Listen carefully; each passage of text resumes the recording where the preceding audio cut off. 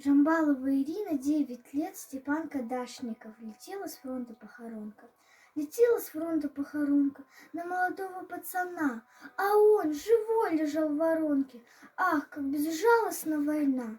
Проходили мимо танки, чужая речь, а он лежал, вспоминал сестру и мамку. Лежал и тихо умирал. Пробита грудь была на вылет, и кровь стекала в черный снег, а он глазами голубыми встречал последний свой рассвет.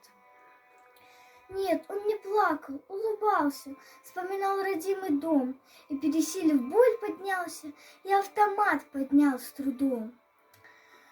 Он перекошенные лица, горячий выплеснул свинец, приблизив этим на минуту войне безжалостный конец.